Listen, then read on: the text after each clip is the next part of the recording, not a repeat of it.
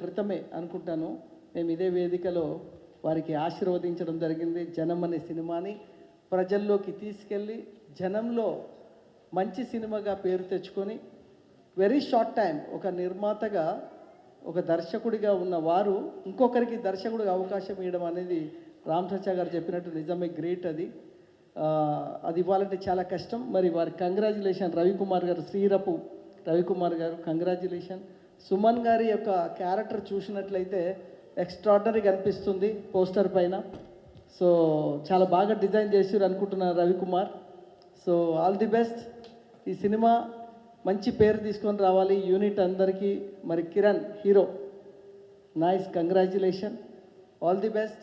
త్వరలో cinema complete అయింది, ఫిబ్రవరిలో రిలీజ్ అని చెప్తున్నారు మా PRO box office Ramesh Kumar గారు. ఆయన ప్రతి సినిమాకి ఆయన బ్యాక్ ఉండి సినిమాని ప్రమోట్ చేయడంలో ఆయన దిట్ట. రమేష్ గారికి మరి అందరికీ ఆల్ ది బెస్ట్ చెప్తూ. ఏమన్నా ఇద్దరు క్యారెక్టర్లు ఉన్నాయా, నాది ఏమన్నా ప్రవీణ్ అనేది నేను తప్పుగా విన్నానా? ఇంత పెద్ద క్యారెక్టర్ నాకు ఇస్తున్నారు సార్, కొత్త ఆర్టిస్ట్ని కదా. ఫస్ట్ భయం వేసింది సార్. సార్ నాకు చాలా ధైర్యం చెప్పారు, నువ్వే చేయాలి, బాగుంటుంది, చాలా ఫన్ ఉంటుంది, ఈ బాడీ లాంగ్వేజ్ చాలా బాగుంటుంది, అది చేయి అని చెప్పి నాకు బాగా సపోర్ట్ చేశారు సార్. తర్వాత హీరో గారు బాగా హెల్ప్ చేశారు నాకు కంటెంట్లో కూడా, ఇట్లా చేయాలి అట్లా చేయాలని చెప్పి. ఇంకా ప్రొడ్యూసర్ గారు ఈ అవకాశం ఇచ్చిన దానికి చాలా థ్యాంక్స్ సార్. మార్నింగ్ ఈ సినిమాలో నాకు ఛాన్స్ ఇచ్చిన డైరెక్టర్ రవి గారికి అండ్ ప్రొడ్యూసర్ రమణ గారికి చాలా చాలా థ్యాంక్స్ అండి. సో ఫస్ట్ టైం ఈ స్టోరీ వినగానే యాక్చువల్గా చాలా బాగా నచ్చింది. అండ్ యాక్చువల్గా నరేట్ చేసిన విధానం నాకు చాలా బాగా నచ్చింది, రవి గారి నరేషన్ కానీ, అండ్ తీసిన విధానం కూడా అలానే ఉన్నింది. సో ఈ సినిమా ఎలా ఉంటుంది ఏంటని, అంటే థియేటర్స్లో ఆడియన్స్ రెస్పాన్స్ కానీ ఎలా ఉంటుందని నేను చాలా ఎక్సైటెడ్గా వెయిట్ చేస్తున్నాను. అండ్ నా కో యాక్టర్ రవి కూడా చాలా హెల్ప్ చేశాడు నాకు. అంటే ఇద్దరం చాలా క్లోజ్గా అయిపోయాము మూవీలో వర్క్ చేసేటప్పుడు. అండ్ యా, థ్యాంక్ యూ అండి, థ్యాంక్ యూ. ఇక్కడ విచ్చేసిన మీడియా మిత్రులకి, స్టేజ్ మీద ఉన్న పెద్దలకి అందరికీ థ్యాంక్ యూ వెరీ మచ్ ఇక్కడికి వచ్చినందుకు. ఇది నా ఫస్ట్ సినిమా అండి, పింకీ టైటిల్. అయితే మేము రిలీజ్ డేట్ వచ్చి మన ప్రొడ్యూసర్ గారు అనౌన్స్ చేస్తారు. ఈ సందర్భంగా నేను మీడియా మిత్రులందరికీ చెప్పదలుచుకున్న ఒక విషయం ఏంటంటే, మీకు పోస్టర్లు చూసినప్పుడు ఒక ఐడియా వచ్చి ఉంటుంది ఇది ఒక చిన్న సినిమా అని చెప్పి. సో ఇలాంటి చిన్న సినిమాలు యాక్చువల్గా ఎప్పుడు వచ్చాయి ఎప్పుడు వెళ్ళిపోయి కూడా ఆడియన్స్ తెలియదు. సో బ్రదర్ కొంచెం కాన్సన్ట్రేట్ ప్లీజ్. సో ఇలాంటి సినిమా బయటికి వెళ్ళాలంటే దానికి ఖచ్చితంగా మీడియా సపోర్ట్ అయితే 100% కావాలి. అంటే మేము కోట్లు పెట్టి అయితే మనం పబ్లిసిటీ చేసే పరిస్థితి కాదు. సో మీ సపోర్ట్తో, ఇది ప్రొడ్యూసర్ గారి సపోర్ట్తో ఒక మంచిగా జనాలు రీచ్ అవుతుందని చెప్పి నేను అనుకుంటున్నాను. థ్యాంక్ యూ సో మచ్ అండి. వందనం. మీడియా మిత్రులందరికీ వందనం, అభివందనం. నేను మద్రాసులో దాదాపు 1981 నుంచి మద్రాసులో ఉండటం జరిగింది. అక్కడ నేను పెద్ద వారితో పరిచయాలు ఉన్నాయి, కానీ ఒక డైరెక్టర్ కోసం అక్కడ పడే అవస్థలు ఏంటో నేను ప్రత్యేకంగా చూడటం జరిగింది. అందువల్ల నేను నిర్మాత అయినప్పటికి కూడా నేను జరిగిన కథ అనేటువంటి 2022 ఒక సినిమా రిలీజ్ చేయడం జరిగింది, మంచి హిట్ అయ్యింది. అలాగే జనం 1 మొన్న అది మంచి IMDb కూడా 8.9 మంచి మార్కెట్లో మంచి హిట్ సినిమాగా వచ్చేసింది. అంటే ఒక ఆదర్శ భావాలతోటి సినిమా తీస్తే అది జనం చూస్తారా లేదా అనేటువంటి ఒక అనుమానాన్ని మాకు చాలామంది చెప్పడం జరిగింది. అయినా కూడా నేను ధైర్యం చేసి మా టీ కృష్ణ వాళ్ళందరితో మేము తిరిగి అప్పుడు చేసిన రోజులు కాబట్టి అలాంటిది ఒక సినిమా చేయటం, ఆ సినిమాని ప్రేక్షకులు ఆదరించటం చాలా ఆనందంగా ఉంది. అలాగే రేపు జనం 2 అనేటువంటి సినిమాను కూడా ఇప్పుడు నిర్మాణం జరుగుతూ ఉంది. జనం పార్ట్ 1 అయిపోయింది, పార్ట్ 2 ఆ సినిమాని రేపు పింకీ ఫిబ్రవరి 1st వీక్ రిలీజ్ చేయాలనుకుంటున్నాం. అది రిలీజ్ అయిన వెంటనే ఫిబ్రవరి ఎండింగ్ కానీ మార్చి కానీ ఆ సినిమాను కూడా మా ఆత్మీయులు మా రామ్ సత్యనారాయణ గారు ఆ సినిమాలో ఒక ముఖ్యమంత్రి పాత్ర వేస్తూ ఉన్నారు. ఆయన ఒప్పుకున్నందుకు చాలా గర్వంగా ఉంది మాకు, ఆ ముఖ్యమంత్రి పాత్ర వేస్తున్నారు. అలాగే మా ప్రసన్న కుమార్ గారు వీరందరితో కూడా ఈ నెల 20వ తారీఖు మన టీజరు రిలీజ్కి కానివ్వండి మాకు కంటిన్యూగా రావాల్సిందిగా మేము వేదిక ముఖంగా కోరుకుంటూ ఉన్నాం.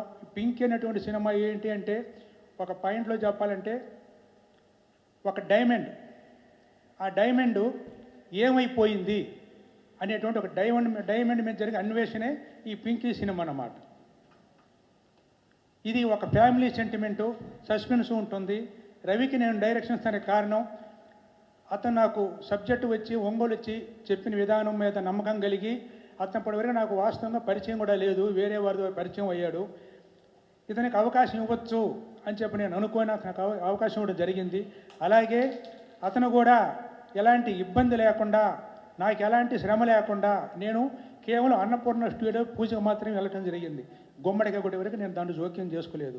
ఆ సినిమాను పూర్తి చేసి ఈ రోజున ఈ వేదిక మీదకి తీసుకొని రావడానికి కారణమయ్యాడు. రవి ఎంత కష్టపడ్డాడో నాకు తెలిసి రవి కన్నా ఎక్కువ వాళ్ళ తమ్ముడు ఎక్కువ కష్టపడిన మాత్రం నాకు తెలుసు. ప్రొడక్షన్ యొక్క వాల్యూస్ మొత్తం ఆయన ఏది టీం వర్క్ అంతా చూసుకుంటూ, నేను ఎప్పుడన్నా గమనిస్తూ ఉంటే రవి కన్నా ఎక్కువ అతనే కనిపిస్తూ ఉండేవాడు. అతనికి అలాగే ఈ టీములో పనిచేసిన ప్రతి ఒక్కరికి కూడా నేను హృదయపూర్వకంగా ధన్యవాదాలు తెలియజేస్తూ ఉన్నాను. సత్యానంద్ గారి దగ్గర నుంచి మన కిరణ్ని రవి తీసుకొచ్చి సార్ ఇతను హీరోగా పెడతాను అని చెప్పన్నప్పుడు ఓకే రవి, నీ అభిప్రాయాన్ని నేను ఏకీభవిస్తాను, అలాగే చేయమని చెప్పన్నాను. మా మీడియా సోదరులందరూ గతంలో నాకు ఏ విధంగా మీరు సహకారం అందించారో అలాగే మీరు పూర్తి సహకారం అందిస్తూ ఉండాలని, అందిస్తారని చెప్పని కోరుకుంటూ నేను మరొకసారి అందరికీ ధన్యవాదాలు తెలియజేస్తూ సెలవు తీసుకుంటాను. పింకీ మంచి టైటిల్. అంటే హిందీలో అమితాబ్ బచ్చన్ గారిది చాలా పెద్ద హిట్టు, చాలా పెద్ద నేమ్ వచ్చింది. అలాగే కన్నడలో పింకీ హెల్లి అనే ఒక సినిమా ఇండియన్ పనోరమాలో సెలెక్ట్ అయ్యి ఇంటర్నేషనల్ ఫిల్మ్ ఫెస్టివల్ గోవాలో కూడా స్క్రీనింగ్ జరిగి వరల్డ్లో నెంబర్ ఆఫ్ ఫెస్టివల్స్లో హైయెస్ట్ అవార్డ్స్ తీసుకున్న సినిమా కన్నడలో పింకీ హెల్లి. ఆ పింకీ అనేది చాలా గొప్ప టైటిల్. అంటే మన ఇళ్లల్లో చాలామంది పిల్లలకు కానీ, లేకపోతే చాలా రకరకాల పెట్ డాగ్స్కి కానీ, లేకపోతే డైమండ్స్కి కానీ అన్నిటికీ ఉండే వాడుక పదం పింకీ. అంటే టైటిల్ ఎప్పుడు కూడా క్యాచీ టైటిల్ ఉంటే ఫస్ట్ హిట్లో అదొక 25 to 30% అది తీసుకుంటుంది. సో అలాంటిది చేశారు. అలాగే పసుపులేటి వెంకటరమణ గారు 2 సినిమాలు చేసి ఇది 3వ సినిమా చేస్తూ ప్లస్ 4వ సినిమా అండర్ ప్రొడక్షన్లో ఉండి, అంటే ఆయనకి పెద్ద పెద్ద సినిమాలు చేయగలిగే కెపాసిటీ ఉన్నా కూడా ఆయన ప్యాషనేట్గా ఒక డైరెక్టర్స్ ఇక్కడ ఉన్న చిన్న చిన్న టెక్నీషియన్స్ పడే ఇబ్బందులు చూస్తూ ఆయన చిన్న సినిమాలు చేయటం అనేది డెఫినెట్గా చెప్పాలంటే ఇండస్ట్రీ పరంగా ఒక అదృష్టం. ఇట్లాంటి వాళ్ళు రావాలి, ఇట్లాంటి వాళ్ళు వస్తేనే ఇండస్ట్రీ బాగుంటుంది. అలాగే రవికుమార్ గారు, సో ఆయన డైరెక్టర్గా పెట్టుకుంటే జనరల్గా ఏంటంటే ఫినిష్ అయ్యే టైంకి డైరెక్టర్కి ప్రొడ్యూసర్కి గొడవలో గోల ఉండటం చాలా చూస్తూ ఉంటాం. అలాంటిది ఒక ప్రొడ్యూసర్ నేను జస్ట్ కొబ్బరికాయ కొడటానికి వెళ్ళాను, తర్వాత మొత్తం డైరెక్టర్ వాళ్ళ తమ్ముడు మొత్తం ఉండే చేసుకున్నారు అని అంటే వాళ్ళు డైరెక్టర్ ఎంత బాధ్యతాయుతంగా ఎంత పర్ఫెక్ట్గా వ్యవహరించాడో అర్థమవుతుంది. వాళ్ళ తమ్ముడు వాళ్ళ ఫ్యామిలీ పరంగా వాళ్ళు ఎంత సపోర్ట్ చేశారు అనేది అర్థమవుతూ ఈ ఇవాళ దీనిలో ప్రొడ్యూసర్ డైరెక్టర్ని మెచ్చుకుంటున్నాడు అని అంటే డెఫినెట్గా ఇలా మెచ్చుకునేటట్టు ఉంటేనే ఇండస్ట్రీ. ఒకప్పుడు పాతకాలంలో ఆ పద్ధతిలో ఉండేది. మనకు దొంగరావుడి సినిమా అప్పుడు డైరెక్టర్ కేవీ రెడ్డి గారి రెమ్యునరేషన్ ₹1,00,000, అక్కినే నాగేశ్వరరావు రెమ్యునరేషన్ ₹20,000. అప్పుడు 6 లక్షల్లో సినిమా తీస్తానని 6,25,000 చేస్తే అప్పుడు కేవీ రెడ్డి గారు నాకు 1,00,000 వద్దండి, నా ఆ 25,000 తగ్గించి 75,000 ఇవ్వండి అనేది ఒక సిస్టమేటిక్ పద్ధతిగా ఉండే ఆ రోజుల్ని మళ్ళా గుర్తు చేస్తూ ఇవాళ ఈ డైరెక్టర్ వ్యవహరించిన విధానం ఆ పద్ధతిలో ఉంది. అలాగే హీరో చూస్తూ ఉంటే అతన్ని ఒక షేప్లో చూస్తే విజయ్ ఆంటోనీ లాగా ఉన్నాడు, ఒక షేప్లో చూస్తే అరుణ్ విజయ్ లాగా ఉన్నాడు. ఆ ఫీచర్స్ ఉన్నాయి, ప్లస్ వాళ్ళిద్దరికంటే మంచి హైట్ ఉన్నాడు. డెఫినెట్గా ఫ్యూచర్ చాలా ఉండి అతను సక్సెస్ఫుల్ హీరోగా అవుతాడు అనుకున్నాం. సరే పక్కన ఇంకొక ఆర్టిస్ట్ ఆయన కూడా ఇంట్రడ్యూస్ చేస్తే ఆయన అదే తమిళ సినిమాలో కామెడీలో ఇవాళ నెంబర్ 1గా ఉన్నాడు, ఆ గెటప్లో ఉన్నాడు. డెఫినెట్గా ఆ రేంజ్కి ఎదగాలని కోరుకుంటూ ప్లస్ మోర్ ఓవర్ పిఆర్ఓగా బాక్స్ ఆఫీస్ మనకి ఎదురుగుండా ఛానల్స్ ఇది కెమెరాలు చాలా ఎక్కువ తెప్పించగలిగాడు.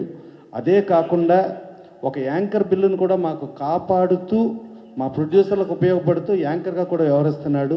డెఫినెట్గా థ్యాంక్ యూ రమేష్ గారు. ఇలా మాకు పొదుపు మార్గాలు చూపిస్తే మేము ఇంకెన్నో సినిమాలు తీయడానికి పనికి వస్తుంది.